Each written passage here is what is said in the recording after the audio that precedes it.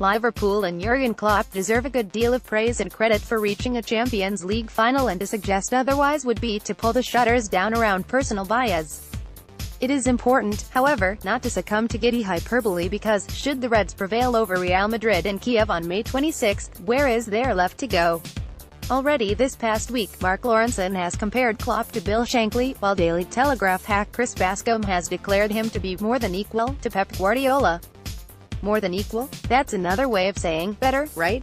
If Liverpool are building up a good head of steam on the continent at present, then the same can be said of their perception within the media, and if a sixth European Cup is attained later this month, then it's all too easy to imagine the inundation of nonsensical platitudes to come.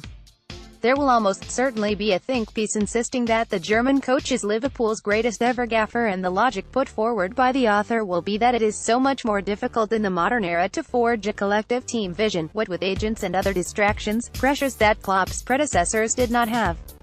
There will also inevitably be favourable comparisons made between this Liverpool side and a Manchester City 11 that has won the Premier League at its earliest ever juncture, while some bright spark looking to capitalise on the jubilation of a fan base is sure to place Milner & co.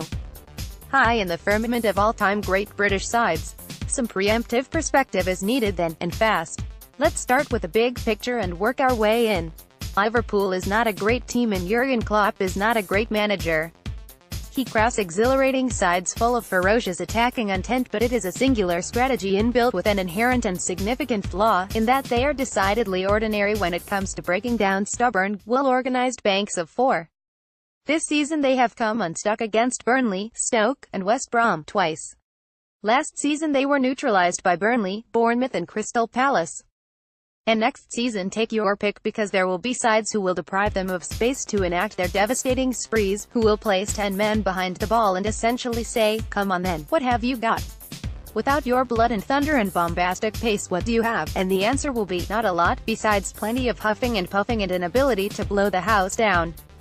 That is not a great side overseen by a great manager. Great sides do not require opponents to play a certain way. Great sides find a way.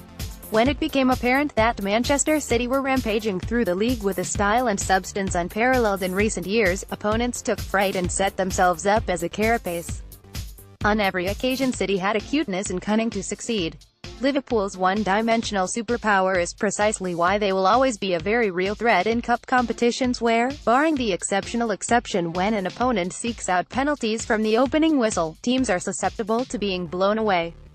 League though, week on week, month on month, such passion play is simply not sustainable. It never will be. Not for the whole 9 yards.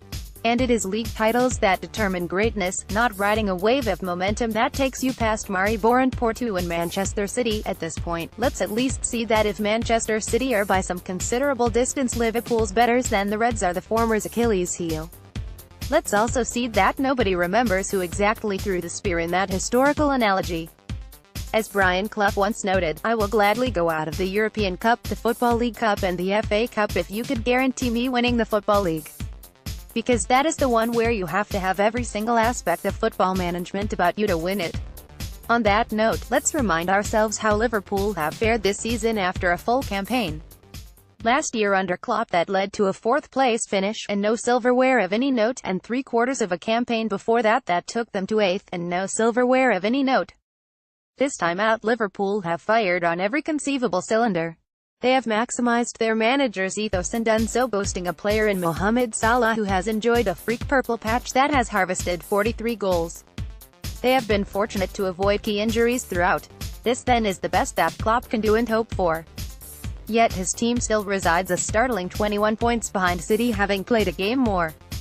City's game in hand is against Brighton at home, and given that the Blues will start that fixture as 2-9 favourites, it's reasonable to presume that gap up to its full 24, and if we do that, we match the present gap between Liverpool and their struggling neighbours Everton. We would only be 2 points off the difference between bottom of the table West Brom and 7th placed, high-flying Burnley. It is a vast chasm in class and consistency. It is the difference between 8 wins and 8 losses across a season. So then, Chris Bascombe, is Klopp really more than equal to a coach set to smash every meaningful record that the Premier League can throw up? By the season's end, Guardiola's creation will have most likely accrued more points and goals in a single year than any other side since the league's inception. Furthermore, they will have done so while playing an extraordinary standard of beautiful football that has raised the bar of what is possible on domestic turf in the modern era. This weekend, Liverpool travel to Stamford Bridge, where a defeat will put their 4 hopes in jeopardy. Some perspective, that's all that is needed here. An acceptance that a Champions League triumph will be a magnificent achievement from a very good side, who ride momentum arguably better than anyone other than a handful of sides across Europe. Acceptance, too, that the arrival of Naby Keita and the possible arrival of a top-class goalkeeper this summer will make the Reds better equipped to mount a more sustained challenge for the runner-up spot next term, instead of being bested by a United outfit with an identity crisis. You can't blame Liverpool supporters for getting hopelessly carried away right now. They would not be doing their job as a fan if they weren't. As far as the media goes, however, it is hoped they stop pandering to this giddiness in return for easy clicks. Because otherwise they're in danger of looking positively stupid.